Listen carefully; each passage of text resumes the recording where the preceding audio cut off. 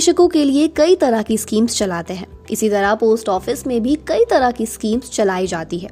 कुछ स्कीम्स तो ऐसी हैं जिन पर बैंक से काफी ज्यादा रिटर्न पोस्ट ऑफिस में मिलता है। इसी तरह एक स्कीम है जिसका नाम है post office time deposit scheme. इस स्कीम को कई लोग पोस्ट ऑफिस एफडी स्कीम भी कहते हैं।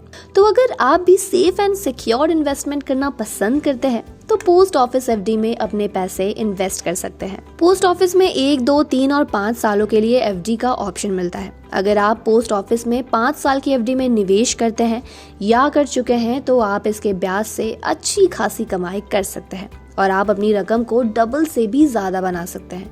इसके लिए आपको ये एक काम तो करना ही होगा। तो आइए अब जान लेते हैं क्या है वो फायदे की बात। पोस्ट ऑफिस स्कीम पर टेन्योर के हिसाब से अलग अलग ब्याज मिलता है। अगर आप 1 साल की एफडी में निवेश करेंगे तो आपको 6.9%, 2 साल की एफडी पर 7%, 3 साल की एफडी पर 7.1% और 5 साल की एफडी पर 7.5% के हिसाब से ब्याज मिलता है। लेकिन अगर आप अपनी रकम को डबल से ज्यादा करना चाहते हैं तो आपको पहले 5 साल एफडी में निवेश करना होगा और इस एफडी का अगले 5 सालों के लिए एक्सटेंशन कराना होगा।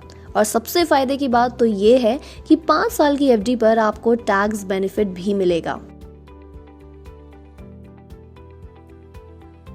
अगर आप पोस्ट ऑफिस एफडी में 5 साल के लिए निवेश करते हैं तो आपको 7.5% के हिसाब से ब्याज मिलेगा।